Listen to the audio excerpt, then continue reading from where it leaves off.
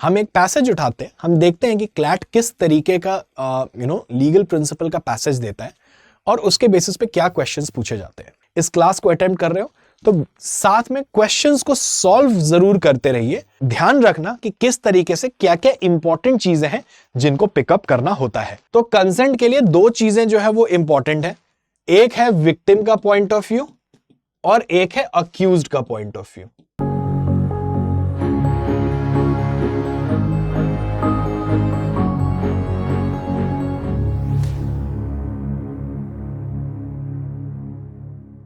Good evening दोस्तों, मैं हूं वैभव प्रकाश, आपका होस्ट एंड दोस्त, और स्वागत करता हूं आपका the 20 minute legal practice show में। 2 दिन का ब्रेक हो गया। मेरी तबीयत जो है वो थोड़ी खराब थी, लेकिन अभी वापस से on the mode of recovery हूं एंड आज से हम वापस से बिगिन करेंगे और शुरुआत करेंगे, फिर से रिज्यूम करेंगे हमारे लीगल प्रैक्टिस शो को। ये जो शो है, ये जो सीरीज है, ये जो क्लास है, ये जो सेशन है, ये मंडे टू सैटरडे शाम को 7 बजे हम करते हैं। और इस सीरीज में, इस क्लास में जो है वो हम लीगल रीजनिंग की प्रैक्टिस करते हैं। हम एक पैसेज उठाते हैं, हम देखते हैं कि क्लैट किस तरीके का लीगल प्रिंसिपल का पैसेज देता है और उसके बेसिस पे क्या क्वेश्चंस पूछे जाते हैं। अब एक मन में सवाल आपके शायद ये भी आए कि क्या ये सिर्फ क्लैट एग्जामिनेशन के लिए इंपॉर्टेंट है? तो मेरा आंसर आपके लिए होगा कि बिल्कुल भी नहीं। उसका सीधा सा रीजन जो है वो ये है कि क्वेश्चन पूछने का तरीका शायद अलग है, लेकिन जो पूछा जा रहा है वो डेफिनेटली रेलेवेंट है। सो बाकी एग्जाम्स में शायद आपको डायरेक्टली प्रिंसिपल्स दे दिया जाए, यहां पे आपको 400 वर्ड्स में ढूंढ के आपको प्रिंसिपल निकालना पड़ता है, या उसी प्रिंसिपल को थोड़ा लंबे फॉर्म में इलैबोरेट कर दिया जाता है। लेकिन at the end of the day matter जो है वो वही रहता है, सेम रहता है। सो हमें जितनी ज्यादा प्रैक्टिस होगी उतना ज्यादा हम बेटर परफॉर्म कर पाएंगे। और यही मेरी आप सबसे रिक्वेस्ट है कि मेक श्योर कि जब भी आप इस सीरीज को देख रहे हो, इस सीरीज को अटेम्प्ट कर रहे हो, इस क्लास को अटेम्प्ट कर रहे हो, तो साथ में क्वेश्चंस को सॉल्व जरूर करते रहिए और ये देखते रहिए कि आपकी थिंकिंग में और मेरी थिंकिंग में कहां पे डाइवर्जेंस आ रहा है।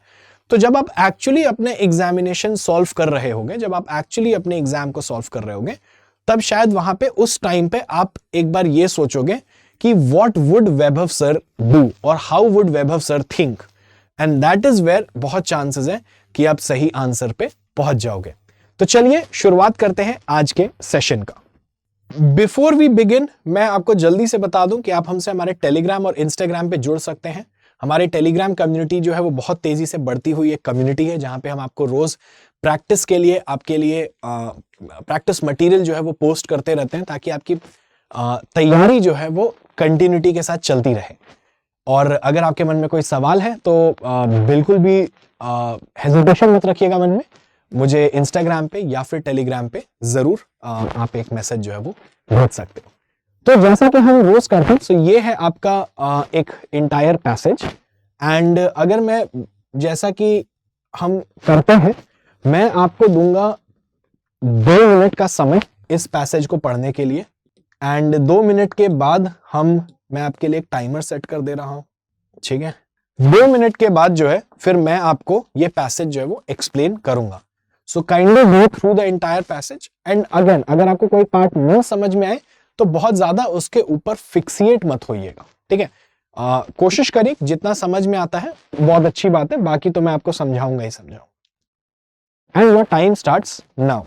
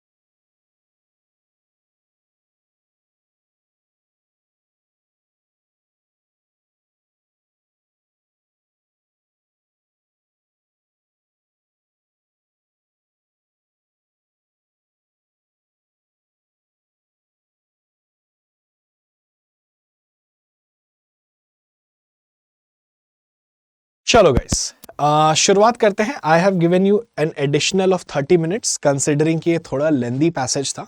देखिए, अब इसकी शुरुआत करते हैं हम लोग। And before we move ahead, मैं आपको एक चीज जरूर बता दूं कि इसमें ना एक चीज हमको ये समझ में आती है कि बहुत सारी बातें जो है वो रिपीटेटिव है।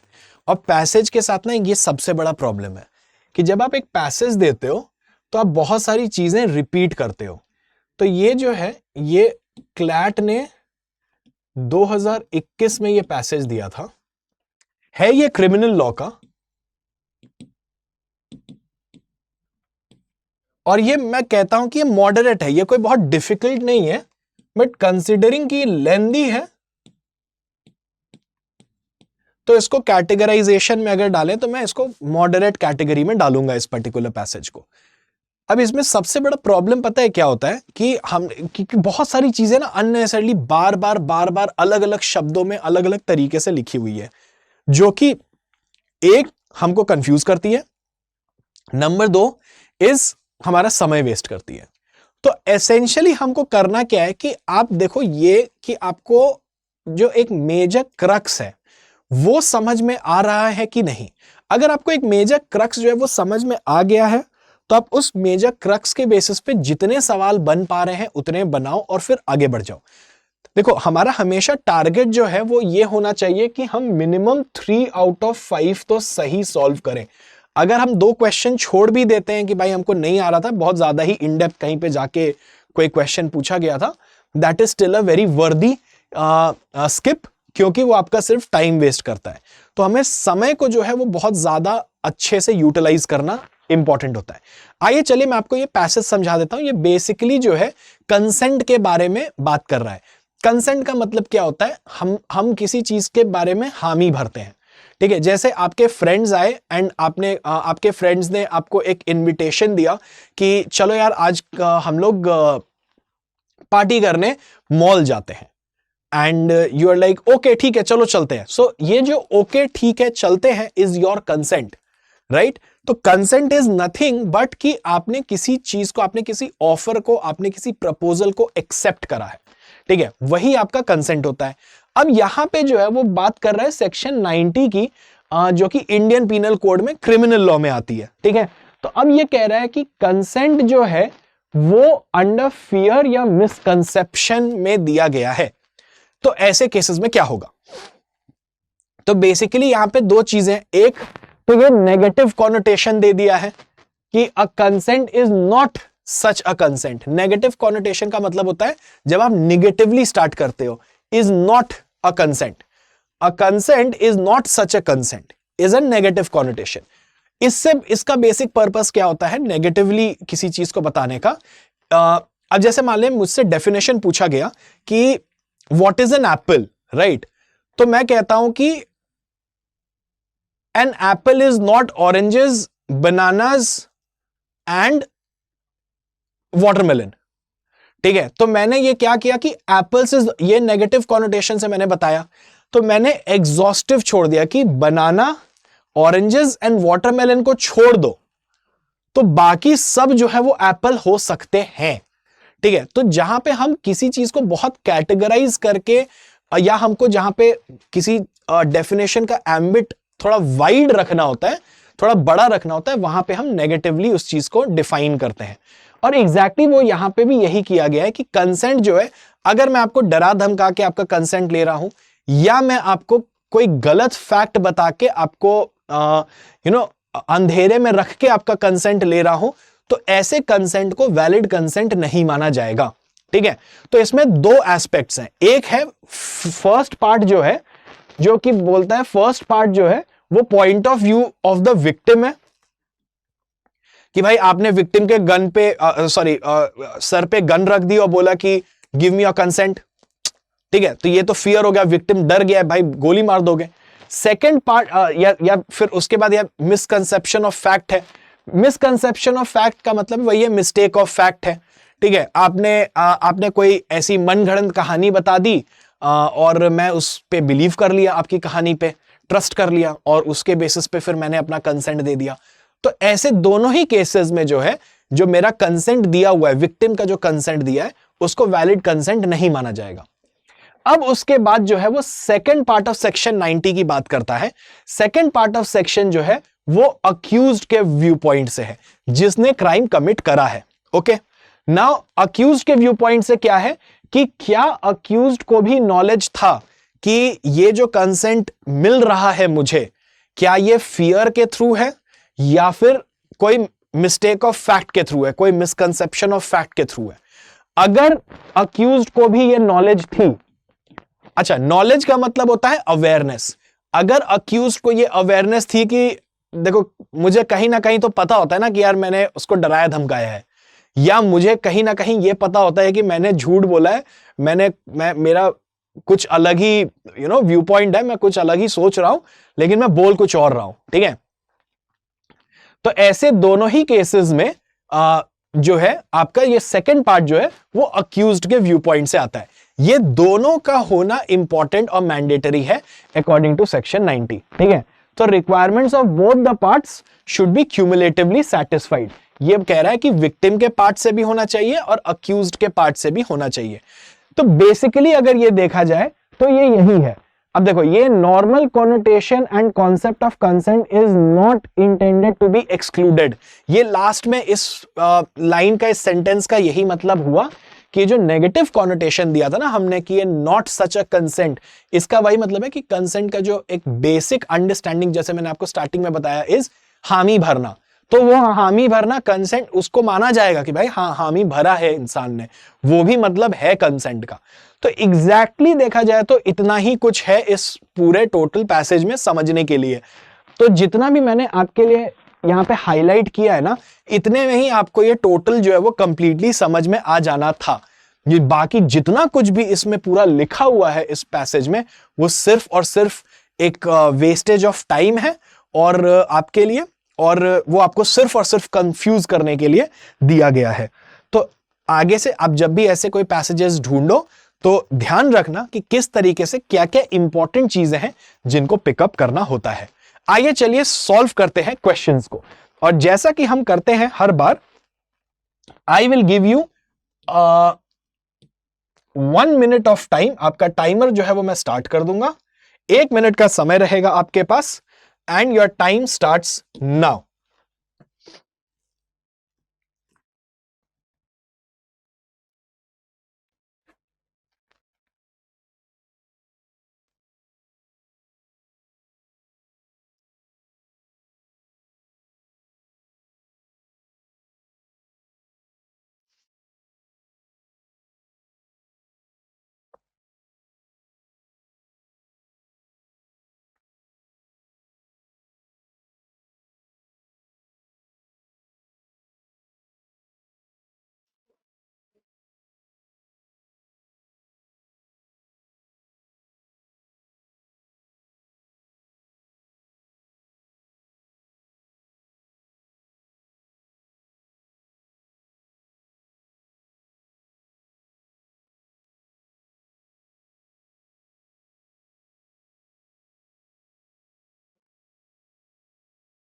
चलो अब देखते हैं इस पर्टिकुलर क्वेश्चन का क्या आंसर होगा। बहुत ही सिंपल सा क्वेश्चन है। ए ने बी से प्रॉमिस किया, ए आदमी है, बी औरत है। आदमी ने औरत से प्रॉमिस किया कि वो उससे शादी करेगा, वो शादी करेगा अगर वो उसके साथ सेक्स करती है तो, ठीक है। और ये जो है ये जो कंसेंट ये आता है, ये इंडियन पीनल कोड में रेप के एम्बिट में आता है, ठीक है। सो इसीलिए इसके ऊपर एक क्वेश्चन जो है वो बनना बहुत ऑब्वियस सा रहता है, ठीक है। तो अब क्या है कि आदमी ने औरत से प्रॉमिस किया कि अगर वो सेक्स करती है उससे, उसके साथ शादी से पहले, तो वो उसके साथ शादी करेगा बाद में, ठीक है। औरत जो है वो अग्री करती है, लेकिन आफ्टर सेक्सुअल इंटरकोर्स ए जो है वो भाग जाता है और कभी वापस उस औरत से कांटेक्ट नहीं करता है। तो अब आपको यह बताना है कि कौन सा स्टेटमेंट ट्रू है। तो ऑप्शन में जाने से पहले खुद ही के मन में यह सोच लेते हैं कि यार यहां जो कंसेंट दिया गया था वो इस कंसेप्शन को, इस बात को सोच के दिया गया था कि मेरे ये आदमी जो है वो, जो औरत ने कंसेंट दिया था वो ये सोच के दिया था कि ये मुझसे शादी करेगा। लेकिन आदमी का पर्सपेक्टिव क्या था, आदमी अपने पॉइंट ऑफ व्यू से क्या सोच रहा था कि मुझे करना है नहीं, मैं भाग जाऊंगा, ठीक है। सो मैं भाग जाऊंगा, ये सोच के उसने बोल दिया। तो यहां पे जो ये है, ये फियर तो कोई नहीं है, कोई डराया धमकाया तो नहीं था, लेकिन मिसकंसेप्शन ऑफ फैक्ट तो डेफिनेटली है। आप किसी को कुछ बिलीव करा रहे हो, लेकिन आप चाह कुछ और ही रहे थे। आपको बस सेक्सुअल इंटरकोर्स चाहिए था, उसके बियॉन्ड आपको शादी वगैरह करनी नहीं थी। तो यहां पे कौन सा स्टेटमेंट ट्रू होगा कि ये जो सेक्सुअल इंटरकोर्स है वो मिसकंसेप्शन ऑफ फैक्ट के थ्रू दिया हुआ है। अब ऑप्शंस देखते हैं। अंडर मिसकंसेप्शन ऑफ फैक्ट ये सही हो सकता है। फियर ऑफ इंजरी तो थी नहीं, तो बी एलिमिनेट कर दो। अंडर अनड्यू इन्फ्लुएंस, ये वर्ड ही जो है पूरे पैसेज में नहीं आया है, तो अनड्यू इन्फ्लुएंस को हम अपने हिसाब से लेके आएंगे नहीं। तो जब पैसेज में आया ही नहीं है तो इसको ऐसे ही एलिमिनेट कर दो। विदाउट एनी मिसकंसेप्शन और फियर ऑफ इंजरी, देखो विद मिसकंसेप्शन तो है यार यहां पे, तो ये एलिमिनेट हो गया। What is left is answer A. तो इस तरीके से हम एलिमिनेट करके भी अपने आंसर्स को, ऑप्शंस को करेक्ट आंसर तक पहुंच सकते हैं। आइए चलिए देखते हैं और सॉल्व करते हैं दूसरे सेट को। Your time starts now.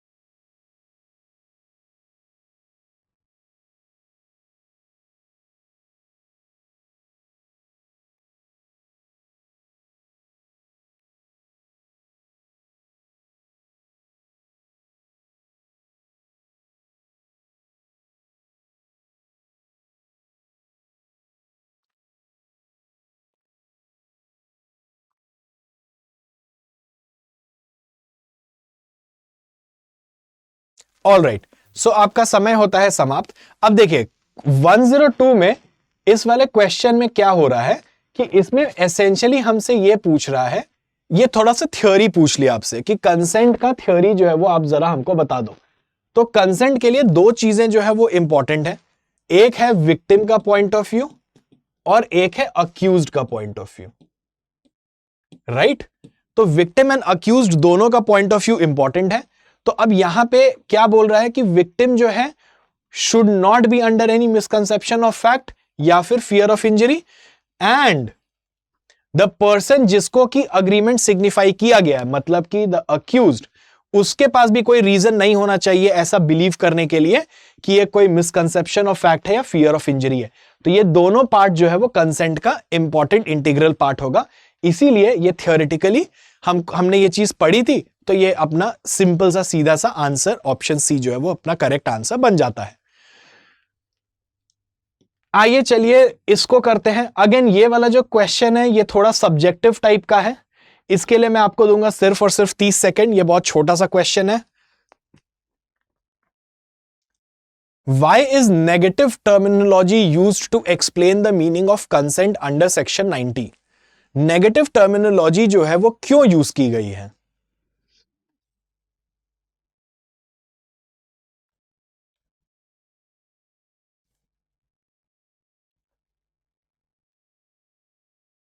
चलो आई विल गिव यू 45 सेकेंड्स, आराम से कर लो, नो रश।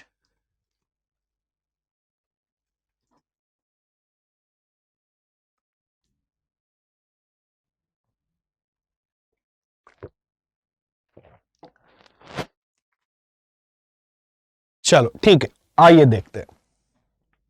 सो इस वाले क्वेश्चन में ना कुछ चीजें जो है वो थोड़ी सी कॉम्प्लिकेटेड है because of the language used. Vitiate का मतलब होता है टू एंड समथिंग, ठीक है, या to destroy,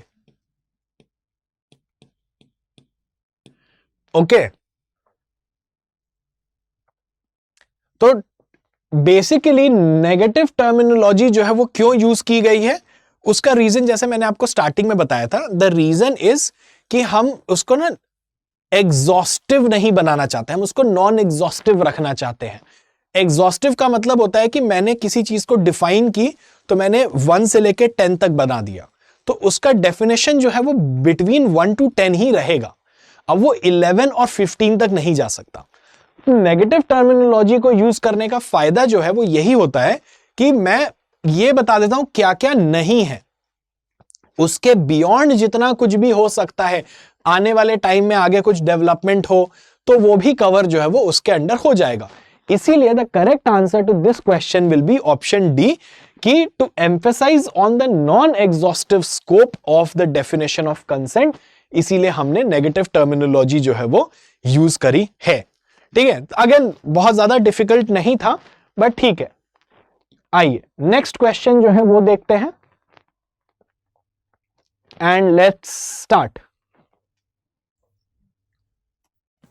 quite similar to the first question जो हमने सबसे पहले किया था, काफी सिमिलर सा है, लेकिन कुछ एडिशनल फैक्ट्स जो हैं इसमें ऐड किए गए हैं।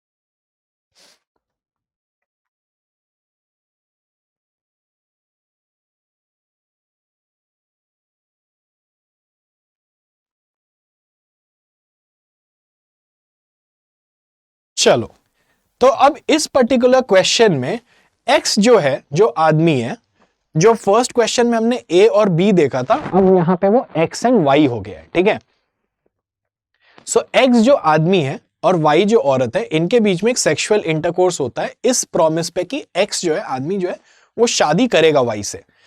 अब इसमें एडिशनल फैक्ट क्या है कि एक्स की फैमिली जो है, एक्स की जो फैमिली है, लड़के की फैमिली जो है, वो इस शादी के अगेंस्ट है। एक्स ने काफी अटेम्प्ट किए उनको समझाने के, उनको कन्विंस करने के, फिर भी उसकी फैमिली जो है वो नहीं मानी। तो इस पर्टिकुलर केस में आपको यह बताना है कि एक्स ने जो कंसेंट लिया था और वाई ने जो कंसेंट दिया, क्या वो मिसकंसेप्शन ऑफ फैक्ट में था? The answer has to be no, क्योंकि यार एक्स का पूरा इंटेंशन था। ठीक है, तो अगर हम मिसकंसेप्शन ऑफ फैक्ट देखें फ्रॉम द अक्यूज्ड साइड, ठीक है, जो कि क्राइम कमिट किया है, तो वो तो मिसकंसेप्शन ऑफ फैक्ट नहीं क्रिएट कर रहा ना, वो तो ये कह रहा है, उसने ट्राई भी किया, उसने अपने फैमिली से भी बात करी, उनको काफी कन्विंस करने की भी कोशिश की, बट फिर भी फैमिली नहीं मानी। तो अब ऐसे में वो क्या कर सकता है? तो इसीलिए उसने मना किया शादी करने से वाई से। तो उसने जब कंसेंट लिया था तो उसके मन में कोई भी ऐसा नहीं था कि मैं इससे शादी नहीं करूंगा। So of course in this case which statement is true? Like was there a misconception of fact? The answer is no. Misconception of fact जो है वो यहां पे नहीं था। Is given under misconception of fact, इसको एलिमिनेट कर दो। Without any misconception of fact और फियर ऑफ इंजरी, ये ठीक है, लेकिन फियर ऑफ इंजरी क्यों आ रहा है पता नहीं। Was received knowing that consent is given under fear of injury, fear of injury तो खैर है ही नहीं कहीं पे।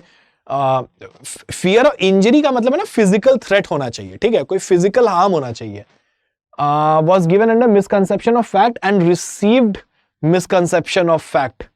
देखो, मिसकंसेप्शन ऑफ फैक्ट के अंडर दिया हुआ तो नहीं था, ना ही it was received under a misconception of fact.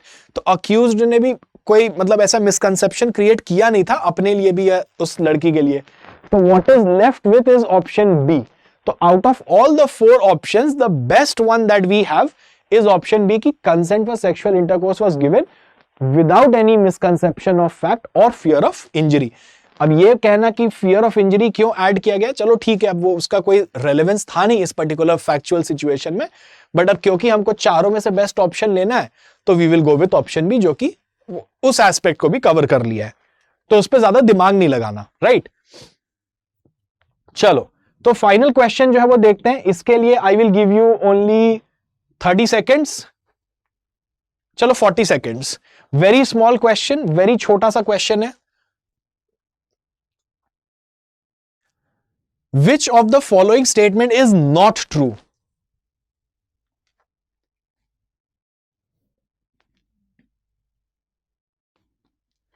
Which of the following statement is not true?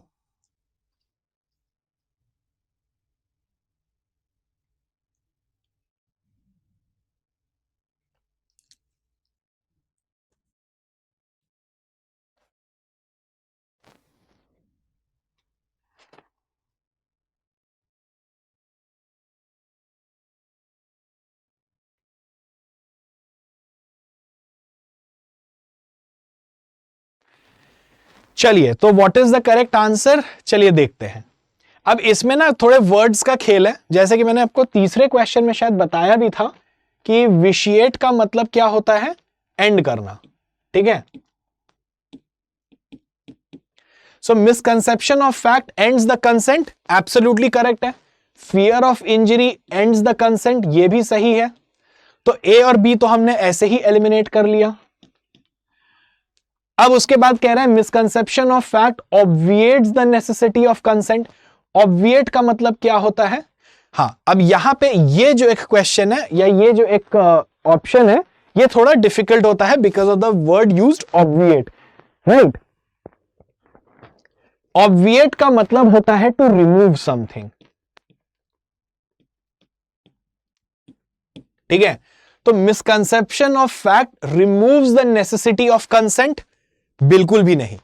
तो इसका मतलब यही हुआ कि अगर कोई मिसकंसेप्शन ऑफ फैक्ट में है तो क्या जो कंसेंट नेसेसरी होता है वो रिमूव हो जाएगा, वो कंडीशन ऑफ कंसेंट हट जाएगा? The answer is absolutely not. So see जो है ये भी कट गया। Which of the following is not true? अच्छा, हाँ, तो सॉरी, तो अगर नॉट ट्रू बोला है ना, देखो मैं ही कंफ्यूज हो रहा था, मैंने स्टार्टिंग में ही आप लोग को बोला और मैं खुद ही कंफ्यूज हो रहा था।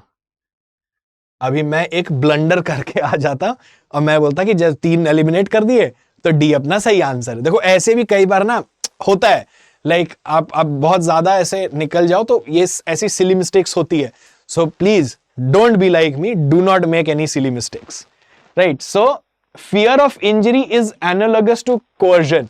एनालॉगस का मतलब सिमिलर होता है, सेम टू सेम। तो फियर ऑफ इंजरी और कोअर्जन एक ही बात है, डराना, धमकाना, कोवर्स करना एक ही चीज है। तो ये भी ट्रू है, right. So this is also true. तो ए, बी और डी एलिमिनेट हुआ। What is left with is option C. तो अगर मुझे ऑब्विएट का मतलब नहीं भी पता था और मुझे ऑप्शन सी नहीं समझ में आ रहा था, तो भी अगर I could have eliminated these 3 options, तो भी मैं सही आंसर पे पहुंच सकता था, प्रोवाइडेड कि मुझे विशिएट वर्ड का मतलब पता होना चाहिए। तो हमेशा याद रखिए, विशिएट वर्ड का मतलब होता है to end something, it ends. Misconception of fact ends the consent. Alright, so with this we come to end of this particular set. कैसा लगा आपको कमेंट बॉक्स में लिख के जरूर बताइएगा। कितने आपके स्कोर आए, कितना आपने स्कोर किया, वो भी लिख के जरूर बताइएगा। एंड क्योंकि क्लैट 2024 बहुत ही नजदीक है, करीब 2 महीने का समय जो है वो हमारे पास बचा हुआ है। अगर आप बहुत अच्छा एक स्ट्रक्चर्ड तरीके से अपनी तैयारी जो है वो करना चाहते हो, जहां पे कि आप अच्छे सीरीज ऑफ मॉक टेस्ट्स, अच्छा सीरीज ऑफ सेक्शनल टेस्ट जो है वो आप लेके प्रैक्टिस करना चाहते हो, तो please make sure that you subscribe, you enrol for CLAT crash course programme 2024, जो कि स्टडी आईक्यू आपके लिए लेके आया है। ये एक काफी स्मार्ट कोर्स है आपके लिए, जो कि 7499 में आपको मिलेगा। एंड आपको मेरा कोड यूज करना है वैभव। आप मुझसे पर्सनल मेंटोरिंग जो है वो भी ले सकते हो, आप मुझसे बात कर सकते हो, आई एम वेरी एक्सेसिबल। आपके मन में जो भी समस्याएं हैं आप मेरे कोड को यूज करें एंड आप एनरोलमेंट जो है इस क्रैश कोर्स प्रोग्राम के लिए जरूर करें। एंड आप हमसे हमारे टेलीग्राम पे और इंस्टाग्राम पे तो बिल्कुल ही जुड़े। एंड ये सीरीज जो है, ये क्लास जो है वो मैं आपके लिए लेके आता हूं हर मंडे से लेके सैटरडे शाम को 7 बजे, ठीक है। सो मेक श्योर दैट आप इस सेशन को, इस क्लास को बिल्कुल अटेंड करिए। On that note, thank you so very much. Comment box में लिख के जरूर बताइएगा आपका स्कोर कितना आया और आपको यह सेशन कैसा लग रहा है। टिल देन, कल वापस से आपसे मुलाकात होगी। Take care, stay safe and bye bye.